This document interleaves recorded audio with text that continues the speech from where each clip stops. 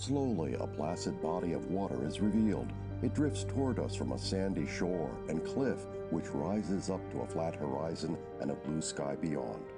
East and ahead of America, there stands in the Atlantic the last fragment of an ancient and vanished land. Atop the sandy ridge of verdant forest. For 20 miles, this last and outer earth faces the ever-hostile ocean in the form of a great eroded cliff of earth and clay. The foamy surf rushes over sand. Worn by the breakers and the rains, and disintegrated by the wind, it still stands bold. Henry Beston, 1928. Standing bold, a history of Cape Cod seashore. An aerial view of the Cape shaped like a flexed arm. Thrust boldly into the blue, Cape Cod became a symbol of a young nation's aspiration and its close connection with the sea. A fisherman. Today, it continues to intrigue, inspire, and delight, drawing millions of visitors every year. Artists and beachgoers. Yet, the Cape of today is not the Cape of yesterday, nor of tomorrow. Cape Cod is one of the most geologically dynamic places on Earth, a constantly shifting remnant of a time when the land looked very different. An icy, snowy landscape of glacier fragments. 20,000 years ago, New England was covered by the massive Laurentide ice sheet, a mile-high continental glacier. From space, white covers the northeast. Every winter, fed by snow and freezing temperatures, the ice sheet advanced southward, grinding the rock below like a bulldozer.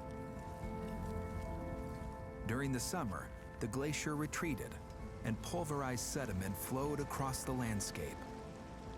Over thousands of years, this constant movement of ice and meltwater created a vast outwash plain, layers of sandy material that would become known as Cape Cod.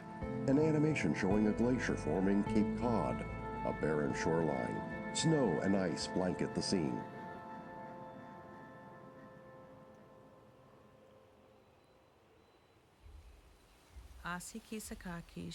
Every day, just before the dawn, the earth is quiet. Then at dawn, the light comes, dewdrops suspended in grass. When this happens, the land is warmed, as well as all living creatures. At this very point in time, each day, when the darkness is separated from the light, it is a sacred time. Jesse Little Doe Baird, Mashpee, Wampanoag. A light mist covers a pond. Next, dawn breaks over the Atlantic. According to their traditions, the Wampanoag, first people, have lived here from the time before the ice made its final retreat northward. They farmed the land, hunted the forests, and fished the waters. Color drawings of Wampanoag people. They maintained strong social networks up and down the East Coast, visiting, sharing news, feasting, and raising children, as they had for generations. Wampanoag people around a blazing fire. It was here on Cape Cod that Europeans made some of their earliest contact with the region's Native Americans. French explorer Samuel de Champlain drew a map of the flourishing Wampanoag settlement around the Nauset Marsh. Champlain's map. And it was here where the English pilgrims first arrived in 1620, when one journey ended and another began. Pilgrims in a small boat at the shore. For the first people, their way of life was dramatically changed. Wampanoag people point toward a sailing ship. Dropping anchor in Provincetown Harbor, a small party from the Mayflower landed to search for water, taking their first steps into the New World. Sandy mounds. Sand hills, like the Downs in Holland, but much better. Excellent black earth, all wooded with oaks, pines, sassafras, juniper, birch. The wood for the most part open and without underwood. Edward Winslow, 1622. Tiny white blooms on branches. With the arrival of European settlers, Cape Cod's forests were cleared for farming. The timber was harvested for the construction of homes and boats, or burned as fuel. Only recently have the forests begun to reestablish themselves, along with the animals that depend on them. A snake, deer, and a fox. The shoreline is also a critical habitat. Cape Cod is one of the last major stretches of undeveloped beach on the East Coast, and so for threatened birds like the piping plover, who need this habitat to nest and raise their young, it represents hope for survival. A small white bird, eggs on sand. Cape Cod's salt marshes are sanctuaries for marine life, with research and restoration a vital part of their future. Enriched twice a day by the flooding tides, these marshes act as sheltered nurseries for clams, oysters, crabs, and over 50 species of fish.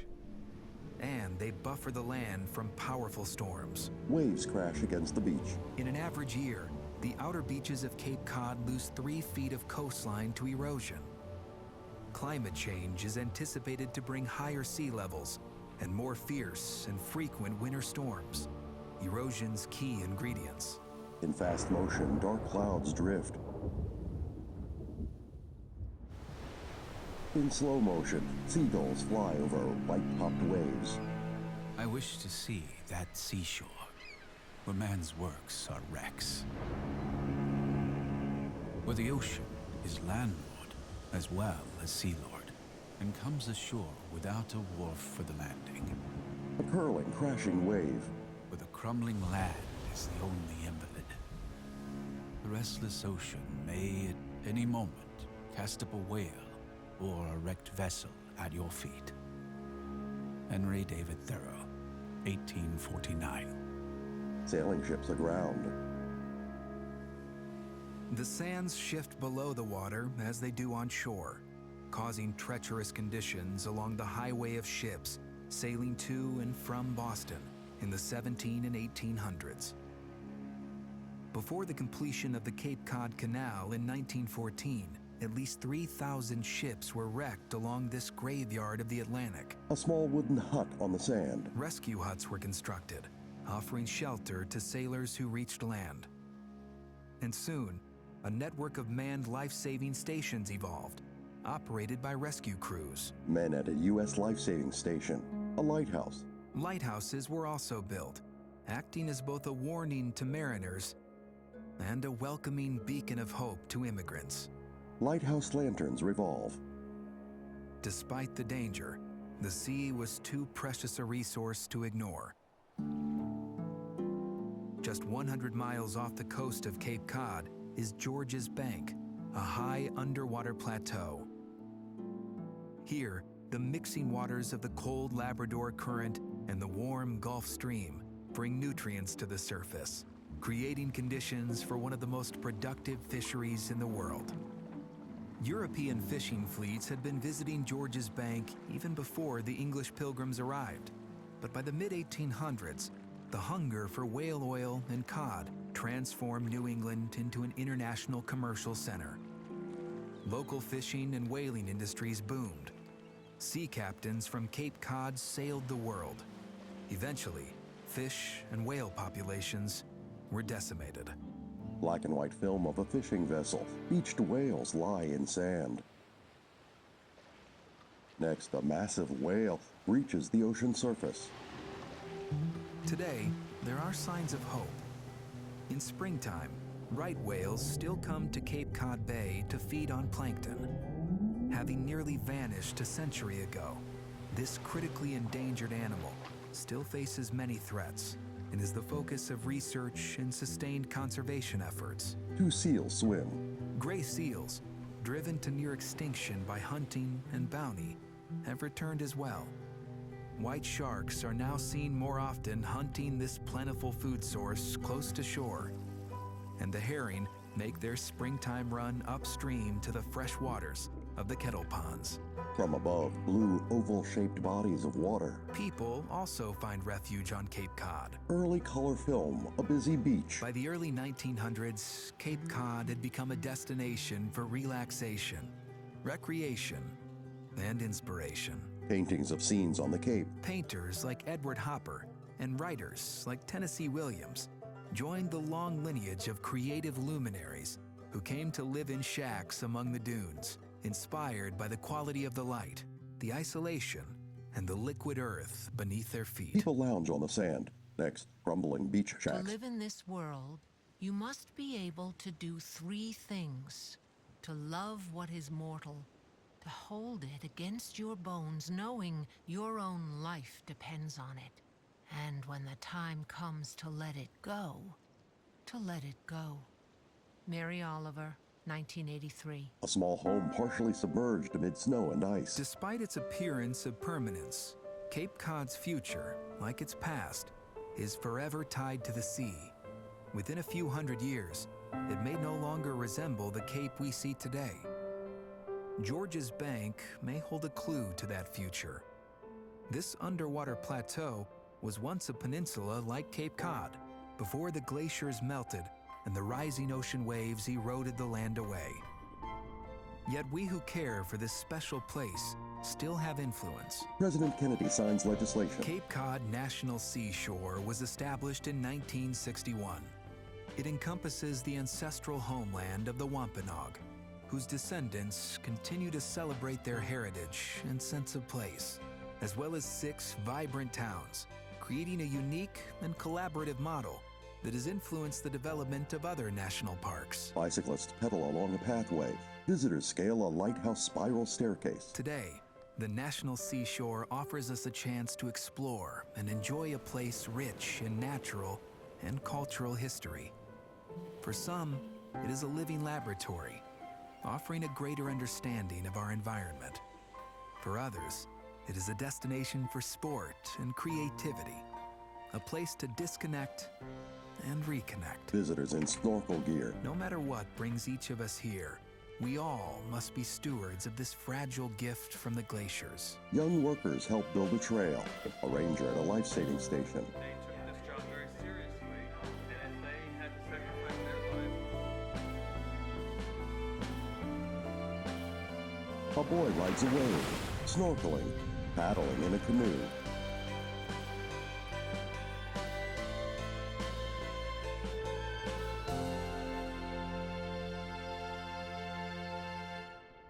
A faint sun in a blue-gray sky high above a rocky shoreline. It is Cape Cod's impermanence that makes it so special. Cross-country skiers, then bicyclists on the same The path. cycle of seasons, the movement of creatures, the transience of the landscape. A grassy field becomes a snowy scene.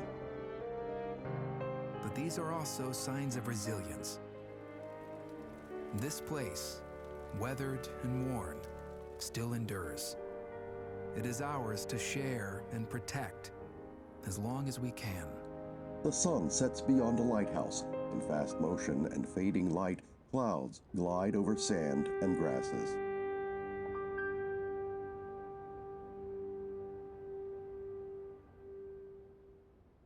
Credits scroll including produced by Northern Light Productions, directed by Jesse Beecher and Lenny Rotman. Produced by Lenny Rotman, cinematography and editing by Jesse Beecher, written by Matthew McLean and Jesse Beecher. In association with the National Park Service, executive producer John Grabowska. In association with Cape Cod National Seashore, Superintendent, retired George Price Jr. Chief, Interpretation and Cultural Resources, Sue Moynihan. Content Advisor, Mark Adams. Historian, Bill Burke. Narrated by Drew Patterson. Special thanks to Wampanoag Tribe of Gay Head, Akina, Mashpee Wampanoag Tribe. The National Park Service, presented by Cape Cod National Seashore, copyright 2018.